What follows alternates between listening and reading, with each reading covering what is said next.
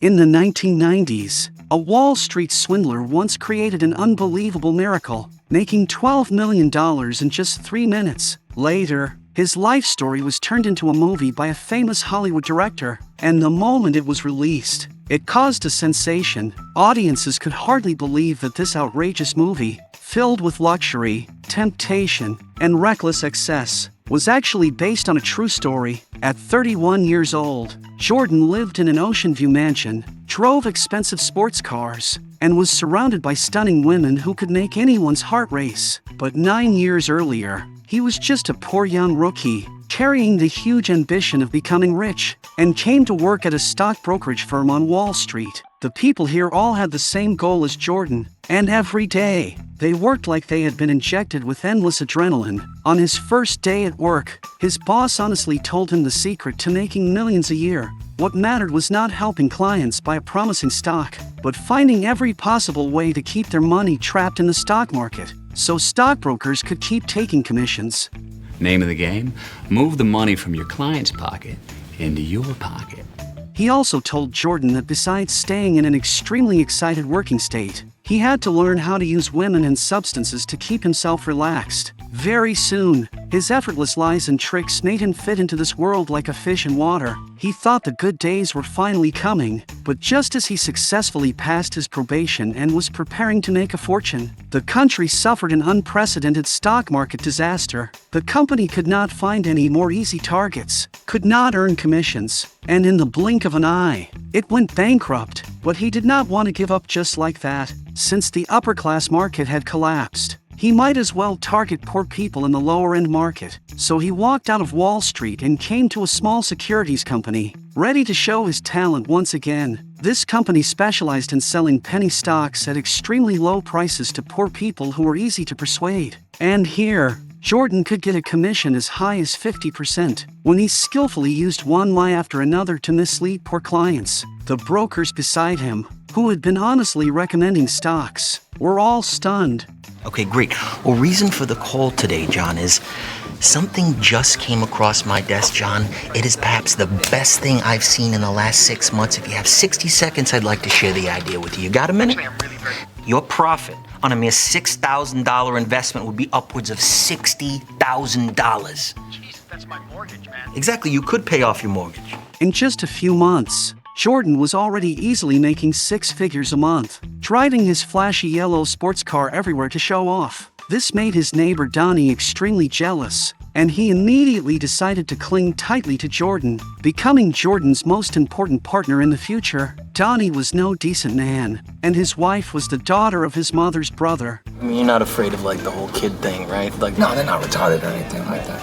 but there's a big goalie, chance, right? The kid or whatever takes risks, whether you cousins or not. I basically, if the kid was retarded, I would, drive it up to the country. Unwilling to stay where he was, Jordan founded a small company, and they recruited a group of employees who did not have much education, but who were bold enough to sell anything and full of ambition. Jordan wanted to test their sales skills, so he asked one of them, a man named Brad, to sell him an ordinary pen. Please remember him. Do me a favor, write your name down on that napkin for me.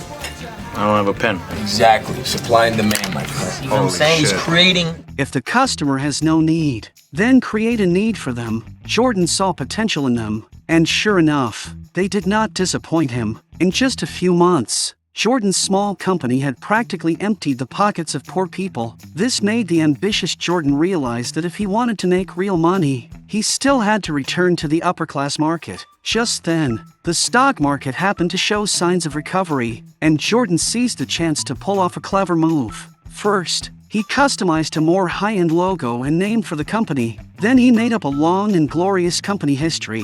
And finally, he put all the employees through brutal training, quickly teaching them the key points of his sales tricks. After everything was ready, the company fully launched. And to be honest, Jordan's aggressive moves really did work. The company expanded at lightning speed, and its performance shot up like a rocket, completely unstoppable. Jordan joined the ranks of the Wolf of Wall Street, with so much cash that it seemed to be flying everywhere. By this time, they had completely lost themselves, sinking into a life of luxury and excess, renting yachts, throwing parties, and celebrating all night long. It really is true that when some men get rich, they start to change. Jordan's first wife could no longer tolerate his behavior, but after the divorce, Jordan quickly married a beautiful model, and the next year, they had a baby. For one moment, Jordan felt that he had already become the winner of life, but he was still not satisfied and wanted to make even more money, so he planned an even bigger scheme. Donnie's childhood friend was the owner of a shoe company, and Jordan and Donnie owned 85% of this company's shares. Everyone knows that stockbrokers are not allowed to hold shares, but Jordan no longer cared about that for the sake of money. Finally,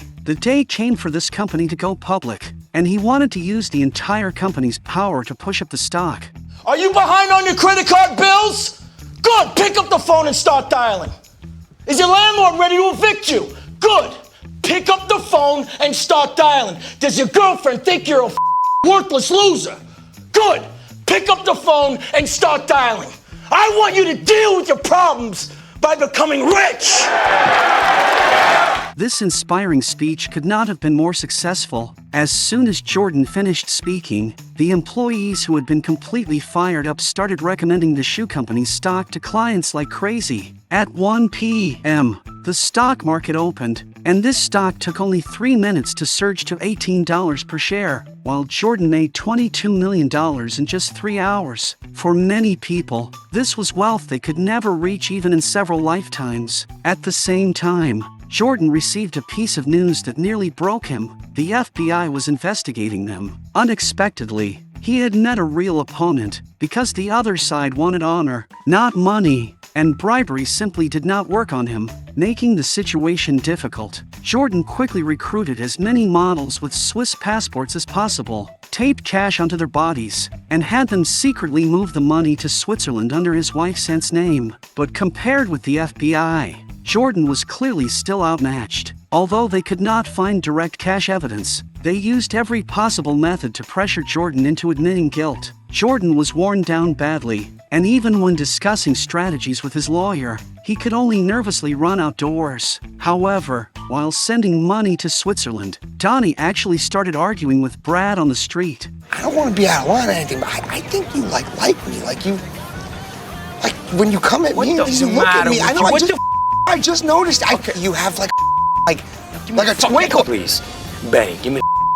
Donnie did not stop at talking, and directly made a universally understood rude gesture, instantly angering Brad. During the argument, the money in the suitcase scattered all over the ground. The police had already been watching them, and the moment they saw this, they immediately took action. After Jordan heard the police sirens, he decisively abandoned Brad, stepped on the gas, and disappeared without a trace, causing Brad to be arrested and sent to prison. Donnie knew very well that he had caused a huge problem, and because he was afraid Jordan would get angry, he got a bottle of highly concentrated banned substances. They originally wanted to have some fun, but after taking it, nothing happened, and when they checked the expiration date, they realized it had expired decades ago, so they swallowed the entire bottle directly. At that moment, the lawyer called with something important to discuss, and because he was afraid of being monitored, he told Jordan to quickly find a public phone. Your little friend there, Brad, your little buddy, he's in jail. Shopping mall, he got locked up by... Wait, did you say a shopping mall? Yeah. He was with Donnie, he was supposed to deliver some money to that fat piece of shit. I'm gonna go him right now. Listen to me, don't go, listen to me. That guy Denham, that FBI agent guy... I said, I want to see him with this. Unexpectedly, at the critical moment, the substance finally took effect, leaving Jordan completely impaired. But he had to hurry home and stop Donnie from answering or making any calls. But everything was already too late, and when he got home, Donnie, who had fallen into a wild state, was bragging about himself to the contact person in Switzerland. Before long, Jordan, who had not fully recovered, was taken away, and the charge was fleeing the scene of an accident. But they could not convict Jordan, because they could not prove that he was the one driving the car. After narrowly escaping disaster, Jordan paid a small fine and was released without being convicted. After this incident, relying on his years of experience, the lawyer advised Jordan that instead of waiting for things to get worse, he should stop immediately, admit to a few minor charges, and pay several $1 million in fines to the Securities Exchange. Then he could use the loopholes and no one would dare touch him again. The only price was that he could no longer enter the Securities Exchange, but that was still better than spending the rest of his life behind bars. However, Jordan thought he was clever and firmly believed he could survive this disaster. His hunger for money had already been deeply carved into his bones, but he never dreamed that this time, his own cleverness would truly become his downfall. Jordan, whose mind had already been blinded by the desire to make money, returned to the stock market once again. However, the terrible news came so quickly that Jordan had no time to fix it. His wife's aunt unexpectedly passed away, and all the assets under her name were frozen overnight. This meant that Jordan had no choice but to personally make a trip to Switzerland for the sake of that $20 million.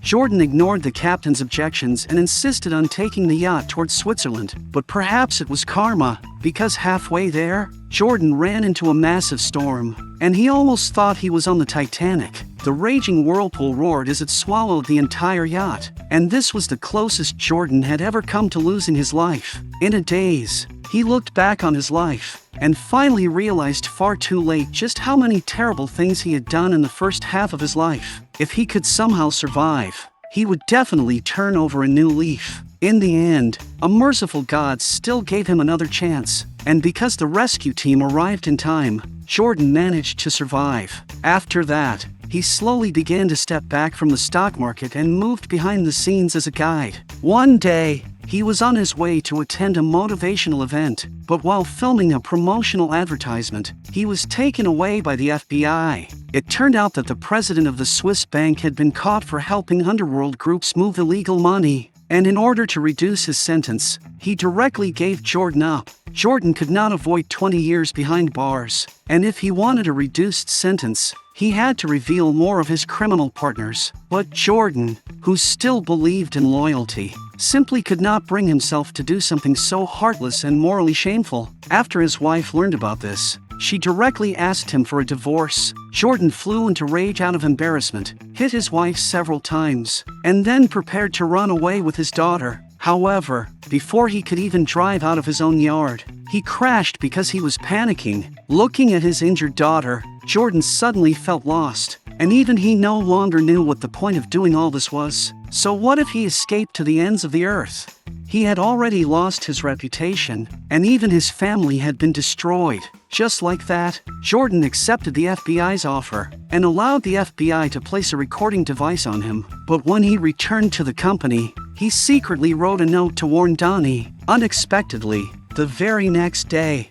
that note immediately appeared in the FBI's hands. At this moment, Jordan completely broke down because it turned out that so-called friendship and loyalty were all fake. And in the business world, there were no real friends at all. For all these years, if he had seen this clearly a little earlier, he would not have ended up like this. After he was released, Jordan became a speaker who taught sales techniques. At the training event, he took out a pen and asked one of the students to sell it to him. That person did not understand how to create a need for the customer and only vaguely made up the advantages of the pen. Jordan was very disappointed after hearing this, and he tested one student after another. And when the camera slowly rises, we can see pairs of eyes filled with a desire for success. Facing such a financial offender, there is no contempt in people's eyes, only envy and admiration.